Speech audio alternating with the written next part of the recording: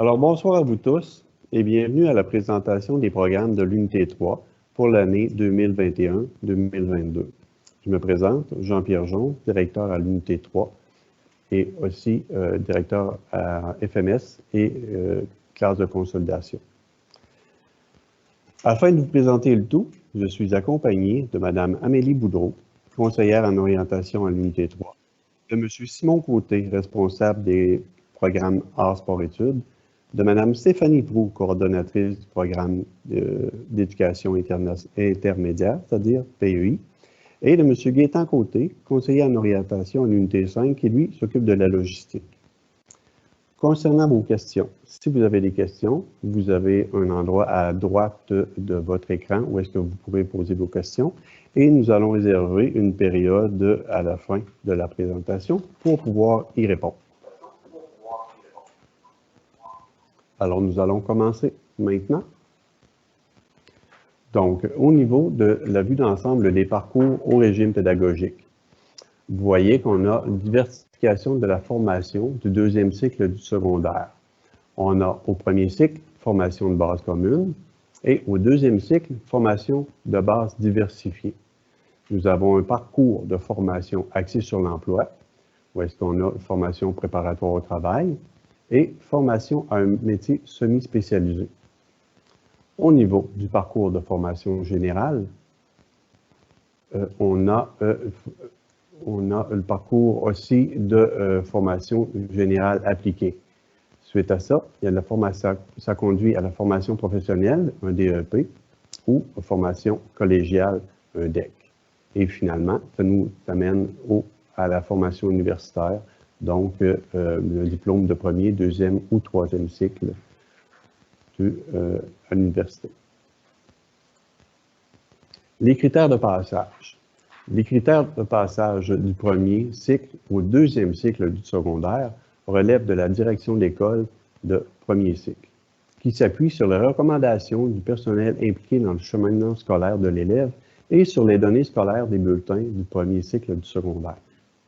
La direction de l'école du deuxième cycle procède au classement de l'élève en fonction, c'est-à-dire de l'analyse de son dossier. Les critères de passage. L'élève est âgé de 14 ou de 15 ans au 30 septembre de l'année scolaire qui vient et il atteint les exigences minimales de fin de premier cycle du secondaire, c'est-à-dire 60%, et ce, pour l'ensemble des matières. Il choisit l'un des deux parcours de troisième secondaire, soit la formation générale ou la formation générale appliquée. Donc, ces choix sont revus annuellement.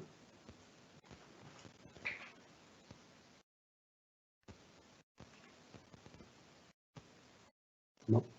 Les critères de passage, l'élève est âgé de 14 ou de 15 ans au 30 septembre de l'année scolaire qui vient et il n'atteint pas les exigences minimales de fin de premier cycle du secondaire. De façon générale, l'élève n'obtient pas 60% dans 4 disciplines, dont 2 matières de base, c'est-à-dire anglais, français et mathématiques. À ce moment-là, l'élève a droit de faire 3 ans dans le premier cycle. Il peut donc faire une année supplémentaire dans son école d'origine. Si l'élève est âgé de 15 ans ou de 16 ans au 30 septembre de l'année scolaire qui vient et qu'il n'atteint pas les exigences minimales de fin de premier cycle de secondaire, il peut être admis au parcours de formation axé sur l'emploi, menant à l'exercice d'un métier semi-spécialisé, c'est-à-dire FMS, s'il n'atteint pas les exigences minimales en français et mathématiques du premier cycle. Encore une fois, l'élève ne choisit pas ce cheminement. Un élève est dirigé vers ce parcours selon son portrait de besoins et des capacités.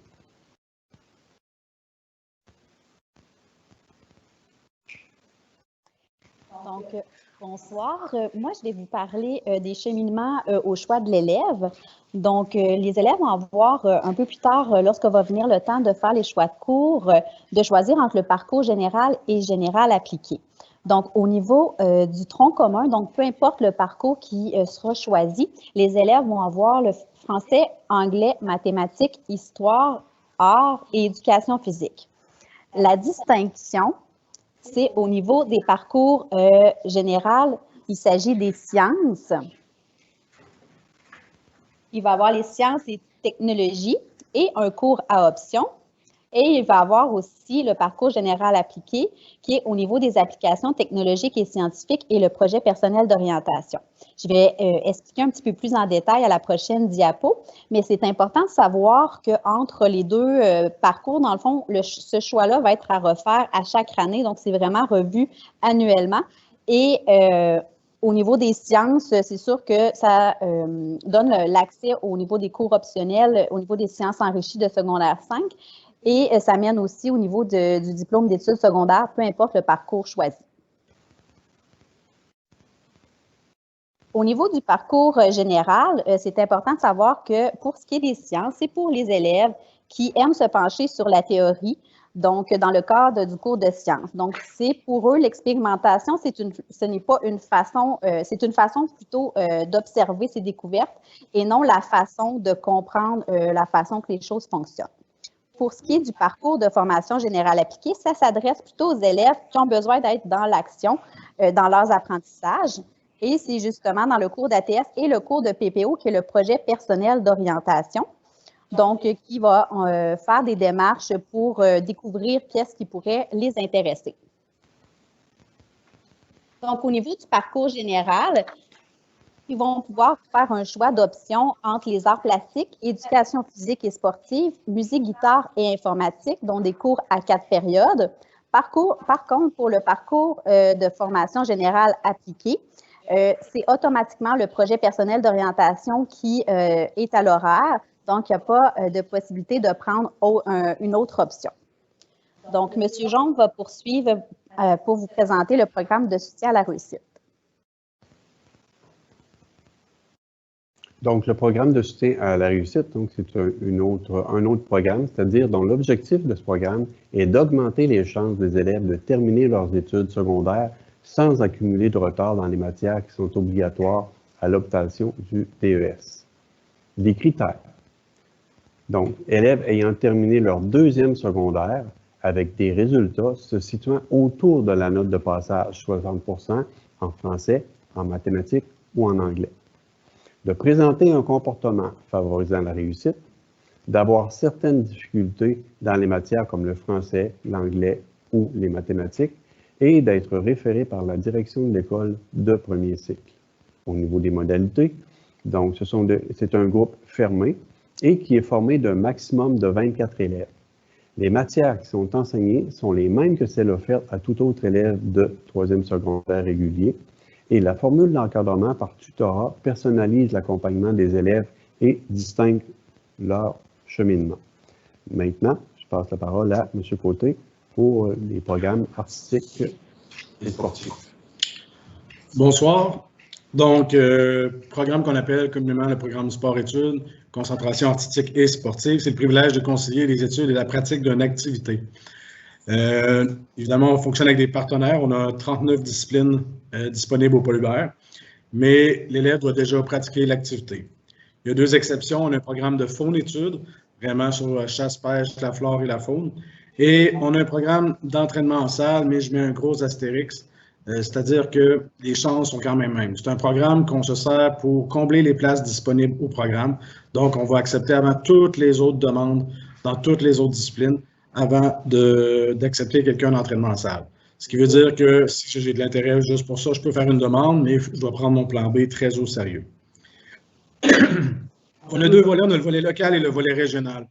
Le volet local, dans le fond, la différence entre les deux, c'est que le volet local, le jeune est libéré pour une plage d'1h15 de pratique, tandis que le volet régional, c'est une plage de 3 heures. Donc, il y a une grosse différence en nombre d'heures dans une semaine. Ça dépend des disciplines, ça dépend du niveau éthique, si je peux dire qu'on est rendu. Pour les parents habitués au Langevin, fini les reprises. Donc, ici, rendu au pôle Hubert, il n'y a plus de reprises le matin. C'est l'horaire régulier. La dernière période est une période d'études. Si l'élève n'est pas avec son partenaire en activité à la dernière période, il reste en classe avec un surveillant ou un professeur pour faire de l'étude et des devoirs, poser des questions à l'enseignant qui est présent. Là, on peut s'en servir comme récupération également. Au niveau du transport, on a un service de transport pour se rendre à l'activité. Donc, du pôle Hubert vers le site d'entraînement, s'il est au centre-ville. Évidemment, si on va dans les centres équestres, là, qui sont plus en périphérie de Rimouski, là, c'est les parents qui doivent trouver un système de covoiturage avec les autres.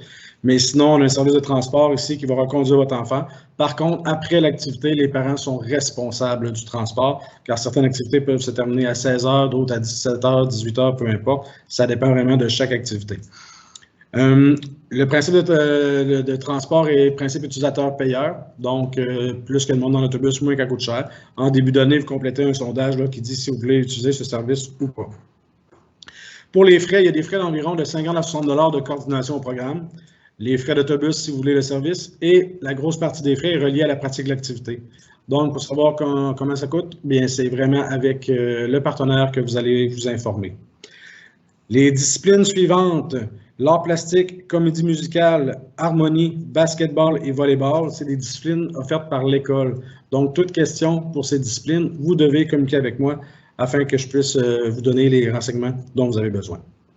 Je vais être honnête avec vous, le modèle 2021 n'est pas encore connu. On a dérogé cette année à cause de la pandémie de la plage horaire habituelle. Pour l'an prochain, c'est encore un peu inconnu. Ce qu'on sait, c'est qu'on va avoir les deux modèles, mais pour dire les heures, là, je ne peux pas vraiment vous dire. Il y a un contingentement dans certaines disciplines. Au niveau de l'école, on a quand même de la place. Le dossier scolaire doit être convenable, c'est-à-dire que je ne peux pas avoir d'échec au programme. Mais au niveau de la discipline, c'est certains partenaires qui peuvent dire j'ai tant de place maximum et c'est eux qui vont choisir. Dans le fond, pour savoir comment je fais pour être admis, c'est vraiment le partenaire qui va dire si j'ai 32 places puis il y a 50 demandes, ben lui, il va classer les élèves de 1 à 50 et il va prendre les 32 premiers. Pour toute question face au programme, j'ai une page Facebook qui se nomme Concentration artistique et sportive, tout simplement, où vous pouvez me joindre au poste 2012. N'importe quelle école, quand vous allez composer le 2012, ça sonne à mon bureau. Et sinon, par courriel, évidemment, je pourrai répondre à vos questions. Je cède la parole à Mme Stéphanie Proulx, coordonnatrice du programme d'études intermédiaires. Merci. Bonsoir. Je suis là, c'est ça, pour vous parler du PEI, comme on appelle plus communément. C'est les objectifs de ce programme-là, c'est de développer la curiosité intellectuelle. Donc, vraiment, le critère de base, c'est surtout qu'on a affaire à des élèves qui sont curieux, qui aiment apprendre. Donc, on va leur parler de connaissances dans un contexte de vie réelle. De la conscience sociale aussi est favorisée pour les amener à s'engager dans leur milieu. Et on a aussi un volet sensibilité internationale. Donc, on parle de ce qui se passe un peu partout dans le monde pour les éveiller à ça. Les critères d'admission, d'admissibilité, on voit là le fait que ce sont des élèves qui sont engagés dans leurs études. Ils doivent aussi réaliser des engagements de service-action, donc s'engager dans leur communauté, les services à la communauté. Il n'y a pas d'heures qui sont requises pour ces engagements-là. C'est vraiment leur implication, la qualité de du dévouement, en fait, la qualité de leur service. Et donc, les critères aussi, on peut parler de la curiosité, comme je le disais tantôt, des élèves intéressés, motivés à l'école, motivés face à leurs apprentissages, et une aptitude aussi pour les langues, puisque le français, on a un volet enrichi, et on a un volet enrichi également en anglais, et les élèves ont aussi un cours d'espagnol. Donc, on offre 2 ans d'espagnol, secondaire 3 et secondaire 4. Les modalités, comme vous les voyez là, comme je l'ai dit tantôt, anglais enrichi, français enrichi, les 2 années d'espagnol. Ils ont un choix d'art plastique ou guitare. Ensuite, ce qu'on peut ajouter comme information, c'est que 3e secondaire, c'est la dernière année pour pouvoir entrer au programme. Si les élèves n'ont pas fait 1e et 2e secondaire, ils peuvent toujours entrer en 3e secondaire. Par contre, c'est la dernière année parce que l'espagnol débute en 3e secondaire. Alors, un élève qui voudrait entrer en 4e secondaire n'aurait pas l'année d'espagnol que les autres élèves auraient. En fait, c'est complet pour en ce qui concerne le PEI. je cède la parole à M. Jonve.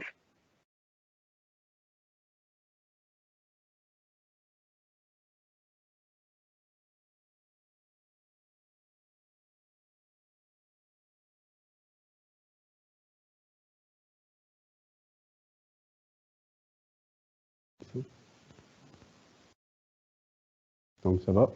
Parfait, merci. Concernant le GEP, c'est-à-dire le groupe d'exploration professionnelle. Donc, l'objectif de ce groupe-là, c'est de mettre l'accent sur les 3 matières de base, donc français, mathématiques et anglais. D'explorer les secteurs de la formation professionnelle, se diriger vers un programme de formation professionnelle le plus rapidement possible. Donc, au travers de ça, et c'est sûr qu'il va y avoir des visites là, de certains milieux, auto ici dans la région et même à l'extérieur.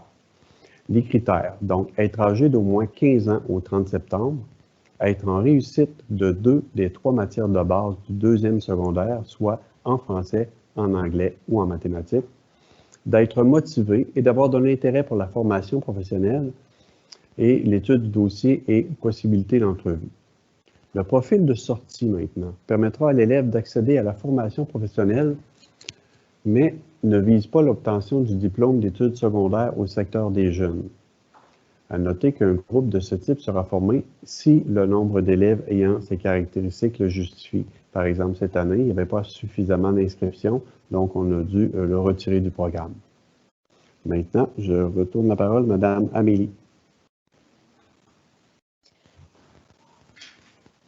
Donc, ici, on voit le nombre de périodes par matière selon les parcours choisis, les projets pédagogiques particuliers qui vont avoir été choisis. Donc, quand on voit la couleur turquoise vert, c'est pour dire qu'il y a davantage de périodes comparativement au parcours toujours formation générale ou générale appliquée. Et lorsque c'est en rouge, c'est que ça signifie qu'il y a moins de périodes à l'horaire. Exemple pour le CAS, qui est la concentration artistique et sportive, on voit en anglais qu'il y a 3 périodes avec une période entre parenthèses. La période entre parenthèses, c'est au niveau de la période d'études. Donc, à ce moment-là, ça signifie qu'il y a une période en moins, mais que les élèves qui demeurent en classe pour la dernière période peuvent quand même avoir du soutien. Pour ce qui est en jaune, ça, c'est pour les cours où il y a des particularités au niveau de l'horaire. Donc, par exemple, au niveau du PEI, il y a 5 périodes d'anglais qui est, si on compare avec l'anglais enrichi, c'est sûr qu'il y a une période de moins. Par contre, au niveau du français, 7 périodes pour aussi le français enrichi. Donc, ici, ça permet vraiment de faire la distinction au niveau du nombre de périodes par matière, l'impact que ça peut avoir selon le choix du projet pédagogique particulier qui va être choisi. Donc, ça peut quand même donner un indice aussi là, selon le nombre peut-être de périodes que la personne veut avoir. Là, si dans certaines matières, on voit qu'il y a plusieurs périodes en moins, bon, ben c'est important quand même d'être conscient que ça veut dire que peut-être qu'il peut y avoir du travail, soit de fait à la maison, pour pouvoir suivre l'ensemble des cours.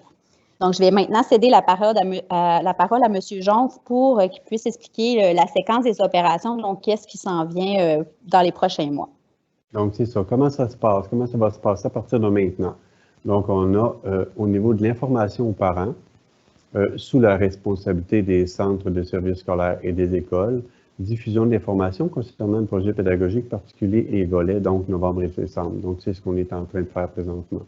En janvier, dès janvier, au niveau de l'inscription, le parent identifie avec son enfant le profil d'études dans lequel il souhaite cheminer, se fait en ligne sur le portail parent. Dès février et mars, choix de cours. Là, vous allez en classe, l'élève va répondre aux questions complémentaires permettant d'identifier certaines matières qui complètent son parcours. Suite à ça, de mars à mai, sélection conditionnelle des élèves. Cette opération est sous la responsabilité de la direction de l'école. Une communication sera acheminée aux parents pour les informer du cheminement à venir de leur enfant. Donc, ici, c'est l'école d'accueil. De mars à juillet, classement provisoire des élèves. À ce moment-là, l'école analyse les résultats des élèves afin de déterminer le classement de l'élève. Avant septembre, horaire de l'élève. L'horaire est créé en considérant les préférences des élèves dans la mesure du possible avec les contraintes de l'organisation scolaire. Cette opération est la responsabilité de la direction de l'école.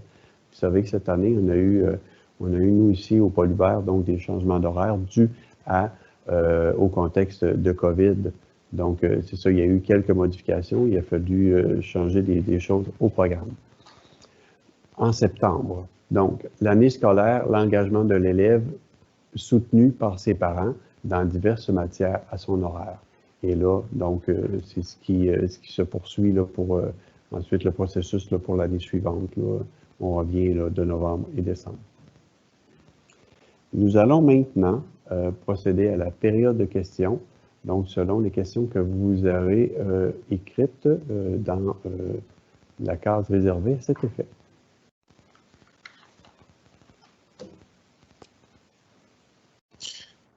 Je vais répondre à quelques questions. Donc, vous avez dans la partie droite de votre écran la disponibilité d'une fenêtre et d'écrire vos questions. On est disposé à les répondre en direct si vous en avez. Parmi les questions, il y a eu quelques problèmes d'ordre technique apparemment, on s'en excuse. Par contre, on a aussi des questions sur les acronymes. Ça, c'est un travail que l'on a en éducation. On navigue toujours dans les mêmes acronymes. Alors, je vais essayer de reprendre ceux qui sont passés depuis à peu près le premier dans les grandes lignes. J'en oublierai probablement, mais je pense que les plus significatifs là, sont importants. Donc, par exemple, on parle du parcours général appliqué. Ça a été expliqué. On va trouver des programmes comme le GEP pour le groupe d'exploration professionnelle, le PSR pour le programme de soutien à la réussite, le PEI pour le programme d'éducation intermédiaire ou programme d'éducation internationale qu'on appelle communément. On retrouve aussi la concentration artistique et sportive pour le CAS, avec l'abréviation, le trait d'union et le L pour le volet local, et le CASR pour le volet régional qui a été expliqué par M. Simon Côté tout à l'heure. Donc, s'il y en a d'autres pour lesquels vous aimeriez avoir des précisions, n'hésitez pas à m'en faire part. Je vois parmi les autres questions, la question de l'art plus du côté de l'école Saint-Jean-Langevin, par exemple, lorsqu'ils s'en viennent ici, à quoi ça correspond? En fait, on a deux volets. On a un volet de concentration artistique et sportive locale où il y a de l'art plastique en supplément pour l'élève. Sachez cependant que les élèves du parcours général, on surnomme parfois le régulier, ont aussi la possibilité de prendre une option pour avoir 4 périodes de plus d'art plastique à leur horaire. On ne peut garantir de donner ou d'accorder ce cours-là aux élèves, mais à titre d'option, on va considérer et tenter de concevoir un horaire avec 4 périodes supplémentaires d'art. Pour ce qui est de la concentration artistique et sportive, art plastique, Simon Côté va vous répondre à ce sujet-là. Donc, en gros, pour la question qui demandait si la suite logique, quand je suis en art plus au Langevin, est d'être en concentration volet art plastique, je dirais oui, en effet, la plupart des élèves qui proviennent du Langevin au programme font une continuité. C'est certain qu'il faut comprendre qu'il y a un contingentement parce qu'au Langevin, ils sont 29 et rendu au Polybert, on est 32 places, par contre, pour 3 niveaux, sur la 3, 4, 5. Donc, c'est avec les références de l'enseignante de secondaire 2 qui fait qu'on va accepter les 10, 12, 13 candidats pour l'entrée en secondaire 3. Voilà.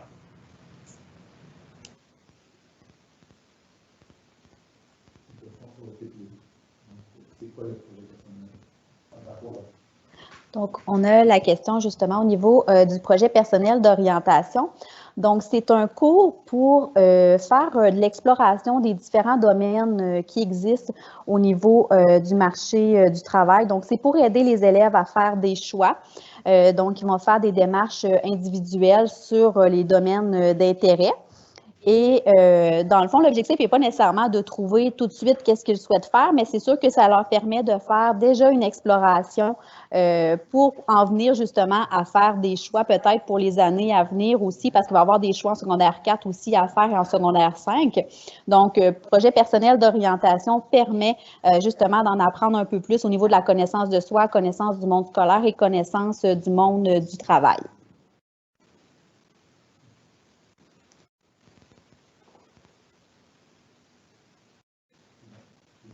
OK. Concernant, bon, on demande si est-ce certain qu'il n'y aura pas de transport scolaire de l'école Sainte-Luce, c'est-à-dire pour un élève voulant aller au PEI.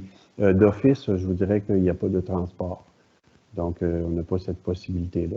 S'il y a des changements, on va vous tenir au courant, mais pour l'instant, on n'offre pas ce transport-là pour les élèves de Sainte-Luce. Et je proposerai à la personne qui a écrit cette question de nous écrire ses coordonnées pour qu'on puisse s'assurer de donner une information exacte. On y va à froid là, pour l'instant. Vous pourrez aussi communiquer avec le transport scolaire, mais on va essayer de faire la recherche pour vous si vous nous communiquez vos coordonnées.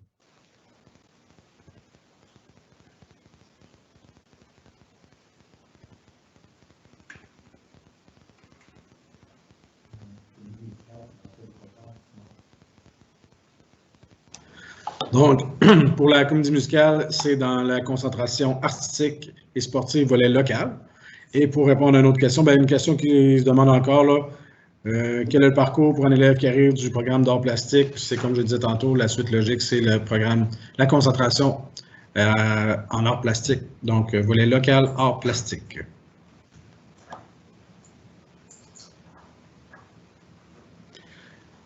Je vais continuer. J'ai une autre question. Dans le fond, mon enfant veut le volet sport et art, mais aimerait aussi faire l'espagnol. Malheureusement, non. Vous comprenez qu'on est déjà dans la grille matière, on doit déjà condenser. Fait qu'on ne peut pas offrir un menu à la carte, je peux dire, aussi vaste que dans les autres programmes peut-être. Donc, les options sont un peu moins nombreuses en concentration artistique et sportive. Y a-t-il l'examen d'admission pour l'art plus? Madame Stéphanie? L'art plus, c'est vraiment, comme je disais tantôt, il n'y a pas d'examen, ça va être les références de l'enseignante à secondaire 2. Si l'élève vient d'une autre école que le Langevin, ben, l'enseignante du programme ici va communiquer avec l'enseignante de l'école que l'élève fréquente présentement pour avoir les références.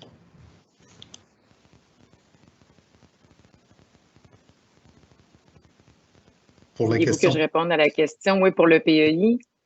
Est-ce qu'il y a un examen préalable? Non. La réponse, c'est non. Il n'y a pas d'examen pour entrer au PEI.